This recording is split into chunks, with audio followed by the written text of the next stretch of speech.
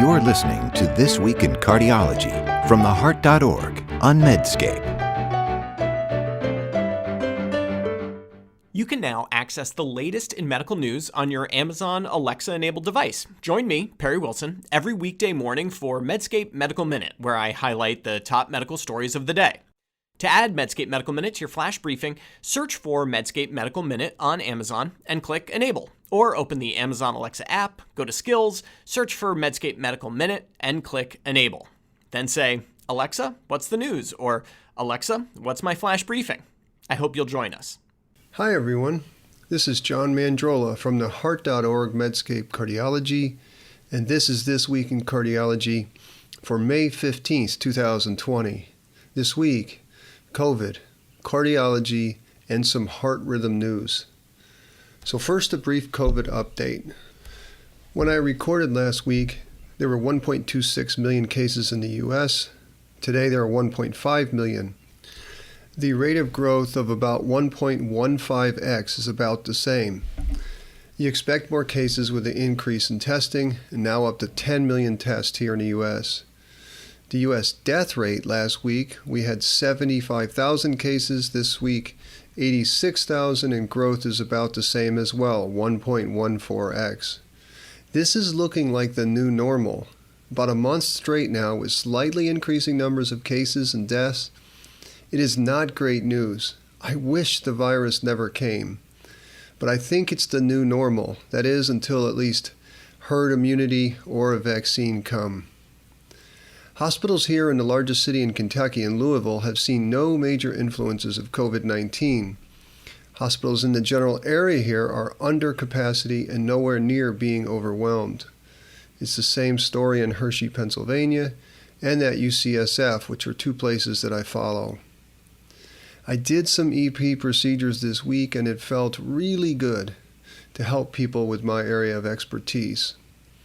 And another thing I love about practicing medicine in the pandemic is that it makes doctors and patients really think about the benefits and harms of doing a diagnostic or therapeutic test. Pre-pandemic, there was often too little thought about flat-of-the-curve, low-value stuff. I want to do a special brief shout-out to our Pacemaker Center. Due to their hard work and the wonders of remote monitoring of cardiac devices, our Pacemaker Center actually did almost as many checks this April as last April, and few branches of medicine can say that. Perhaps this is a glimpse into the future. More remote follow-ups of all types may be seen in medicine. Globally, there are now 4.5 million COVID cases with 1.7 million people recovered. Again, I worry about Brazil, who yesterday reported 14,000 cases in one day. I am thinking a lot about my friends and colleagues in South America and Brazil. India remains a standout, only 2 deaths per million. A note on South Australia. They've reported 0 cases in the last few days. Still, though, I wonder, is Australia going to not allow visitors and travel? What will happen there in 1 year? I also keep an eye on Sweden with their laxer social distancing policies. Their COVID deaths per million of 350 is less than the US, Spain, UK, Italy, France, Belgium, and the Netherlands. I will make no more comments on Sweden, lest I get myself into trouble. A final note on PCR test. An Indiana University group publishing in JAMA, I think yesterday, studied a small group of patients and healthcare workers in a PEDS dialysis unit. Over 3 weeks, 44%, almost half of 25 healthcare workers, seroconverted for COVID antibodies. But get this, only 2 of these workers had symptoms, and both of these had negative nasal swabs. My friends, I'm pretty sure the false negatives of PCR testing is going to be a big problem. Now to some news that merge cardiology, COVID, and medical science. Anticoagulation in COVID-19. Now look, there is a lot to learn about COVID-19 illness. It is clear, though, that thrombotic complications are common. And if that is true, it makes perfect sense to consider antithrombotic drugs like anticoagulants. The problem, of course, is that anticoagulation does not come free. All clinicians know the cost of anticoagulation is bleeding. A colleague recently sent me a case of a COVID-19 patient put on anticoagulants who had a fatal brain bleed. The situation is even more complicated in COVID because often, due to infection control issues, it is not even possible to document the presence of clot. Consider that when we treat a patient with PE or DVT in the non-COVID era, we actually know they have an obstructive clot. Of course, the best way to answer the question of whether or not anticoagulation helps patients is to randomize patients to either anticoagulation or not. You do RCTs. You could even test different doses of different anticoagulants. For instance, we would not know anticoagulation helped patients with AFib without RCTs. The temptation, though, is in the absence of RCTs, which take time and energy, is to compile observations after the fact. And observations are not useless, but they are fraught with bias, and if you aren't careful, you can be fooled.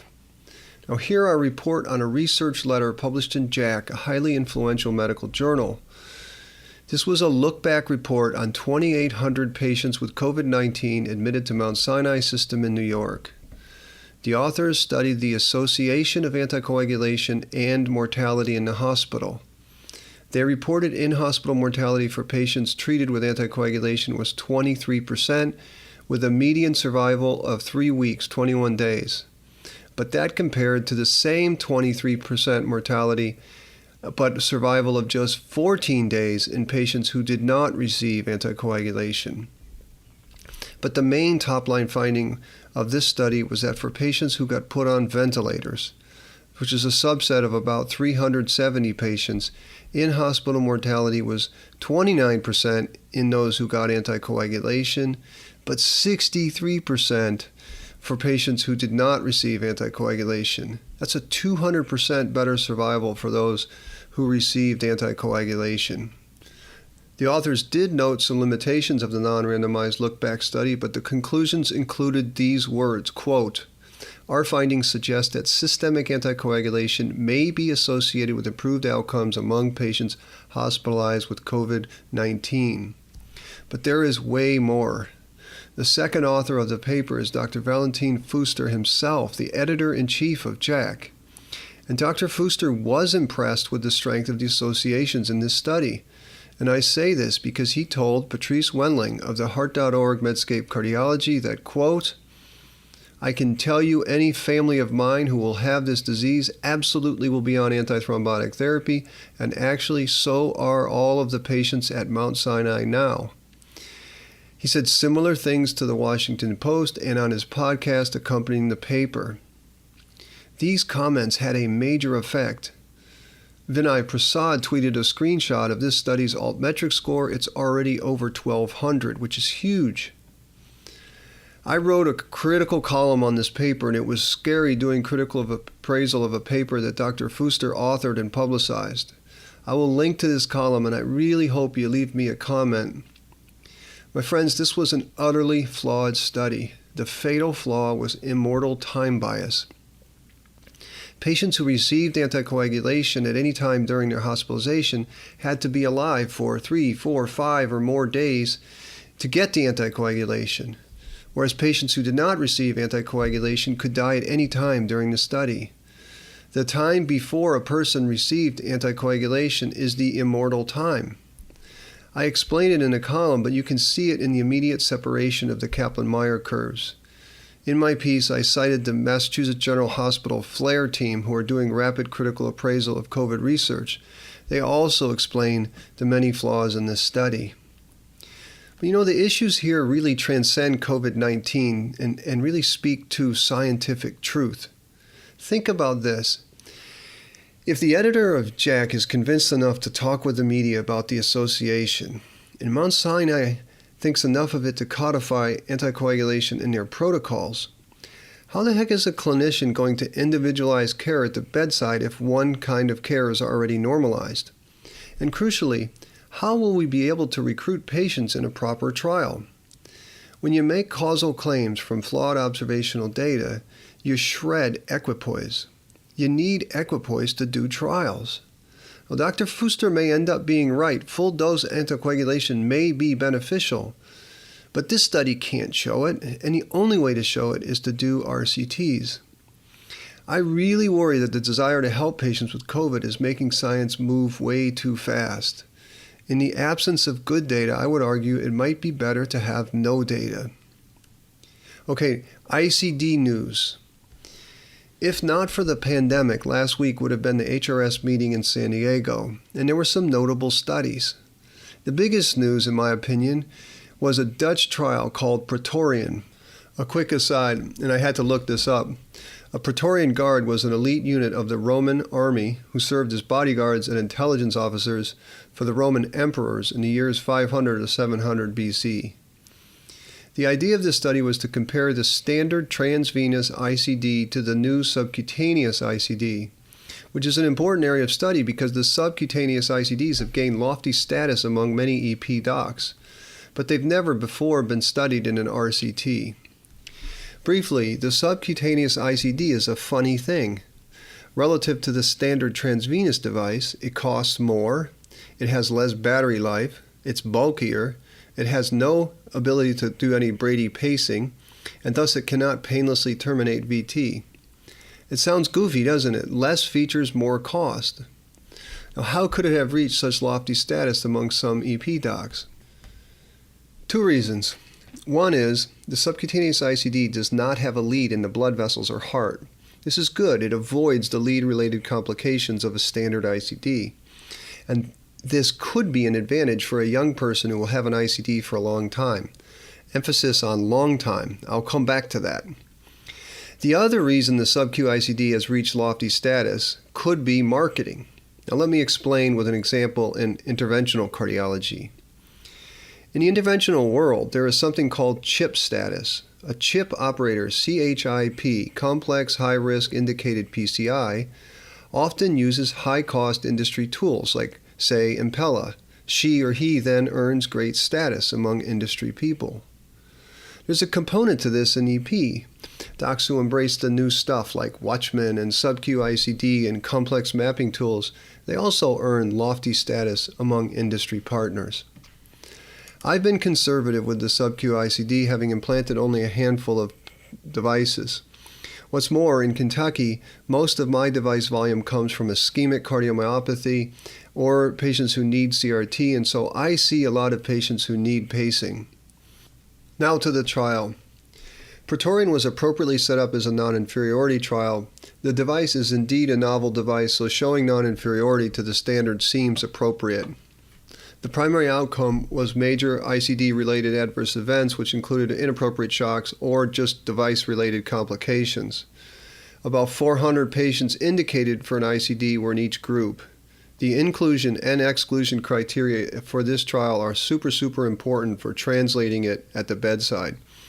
Included patients were anyone with an ICD indication for primary or secondary means, but excluded were those who had a need for bradycardia pacing, or CRT, or anti-tachycardia pacing, and of course those who failed the sub-Q ICD vector screening. Well, that's a lot of exclusion criteria. The follow-up was only 4 years. The median age of these patients was young, 63 years, about 2/3 non-ischemic, 23% ischemic cardiomyopathy.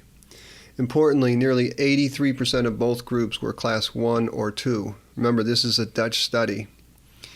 The results. A primary endpoint, which was a composite of inappropriate shocks plus ICD-related complications, both were at about 15%, and definitely this met non-inferiority. The components of it diverged a bit. Inappropriate shocks were higher for the sub-Q ICD at 10% versus 7%. But the company's SmartPass algorithm was used only in a small number of patients, and you'd expect inappropriate shocks to decrease in the newer sub-Q ICD. In fact, another registry study also presented at HRS showed that inappropriate shocks were lower with the newer sub-Q ICD algorithms. Device-related complications were higher at 10% for transvenous, 6% for the sub-Q ICD. And looking further into these device-related complications, it was the lead problems that really diverged. Lead issues in the transvenous group, 6.6% versus 1.4% for sub-Q. Now, death from any cause was, in absolute terms, 3.3% higher in the sub-Q arm at 16.4% versus 13.1% for the transvenous. The p-value was 0.20, so it wasn't significant, and adjudicated sudden deaths were similar in each arm. So the conclusions were that the primary endpoint clearly showed non-inferiority in this selected population. Inappropriate shocks were numerically higher but not significant. Lead-related problems were less in the sub-Q ICD. The authors say the sub-Q ICD should be considered in all patients in need of ICD without pacing. Now, for us slow adopters, this trial is a nice addition, and I do see the sub-Q ICD use in younger patients with non-ischemic causes of sudden death, for instance, channelopathies or aborted sudden death, or young people with non-ischemic cardiomyopathy. Where I will remain cautious is in people with ischemic cardiomyopathy or a significant scar. These patients often present first with monomorphic VT, and they get great benefit from painless anti-tachycardia pacing rather than painful shocks. Also noteworthy is that the Kaplan-Meier curves of the lead issues show immediate separation and then remain pretty flat. This means most of the lead problems in the transvenous group are related to the implant, not lead failure over time. I hear a lot of people touting the sub-Q ICD because of long-term lead issues, but this trial does not bear on that at all. To show benefit of long-term lead favorability, you need a longer 10, 20-year follow-up or at least a long enough trial to study device and lead performance after generator changes. No implanter is perfect. I'm not perfect. But the early problems with the transvenous lead implants seen in the Praetorian trial can be reduced significantly with A, better surgical technique, things like not putting a lead in the free wall where it can perforate, making sure that there is adequate injury current so that the lead is attached, tying it down correctly, and avoiding pneumothorax, for Pete's sake, with a cephalic cut-down or ultrasound access. I mean, pneumothorax should be almost unheard of in implants these days. This study should not be cited as evidence that the sub-Q ICD avoids long-term lead problems of the transvenous ICD. Rather, the sub-Q ICD did better with short-term lead implant issues. Another notable thing in this study was that almost 5% of the sub-Q ICD group had to be converted to a transvenous system. That raises cost issues. Finally, the death rate being higher in the sub-Q arm will be dismissed because it did not reach significance, but the point estimate is 1.23, the upper bound is 1.7. It's probably just a chance finding, but it worries me a little. Finally, I think we need to see the final paper, which the PI says is accepted in New England. We need to look at recruit numbers, loss to follow-up, and other things. I see myself using a little bit more sub-Q ICD, but I remain conservative. If you can implant transvenous systems without lead dislodgements and pneumothorax and perforations, data from this study is a bit underwhelming. And surely this device should cost less, not more. Last topic today, briefly, Steve Stiles covered another excellent study at Heart Rhythm Society. This was on left bundle branch block pacing. Now, first there was His bundle pacing, but now left bundle branch pacing. Both His and left bundle pacing are physiologic ways to resynchronize the RV and LV during pacing. The challenges with His bundle pacing are there are often high thresholds, there's sometimes small sensing of the R wave, a higher rate of lead dislodgements. The idea with left bundle pacing is if you move down the septum a bit and you burrow the lead, active fixation lead, through the septum, you can actually capture the left bundle, which will then give a narrow QRS with a right bundle and effectively pre-excite the left side, which is the same effect you're looking for with CRT. But of course, you're doing it with one lead. The late-breaking study was from physiologic pacing guru, Dr. Pugel Vijay Araman from Geisinger, and others in Spain, Florida, Brazil, and Poland. This was a non-controlled case series of about 325 patients with CRT pacing indications. They were able to successfully pace the left bundle in 277 and were unsuccessful in 48. The thresholds were great, as were the sensing parameters. The R wave is 10, which of course makes sense because you're burrowed into the septum. Outcomes like QRS duration, New York Heart Association class, ejection fraction, left ventricular end diastolic diameter, all significantly improved in those who had left bundle pacing. Successful left bundle pacing was also a predictor of CRT response. Now this, of course, is a beginning study. It is observational. There's no comparison with BiV or His bundle pacing, and there is no data on long-term lead performance. So I've been trying to do left bundle pacing. It is harder than His, but when it works, it is amazing. So I think there is something here. But again, I will say definitively we need more data and we need to be cautious in our adoption of this. So that's it for this week in cardiology. As always, I'm grateful that you listened. Thank you. And remember, if you like this podcast, it really means a lot if you could take the time to write a review, give us a rating. This way other people can find us. Until next week, this is John Mandrola from the Heart.org Medscape Cardiology. You're listening to This Week in Cardiology from the Heart.org on Medscape.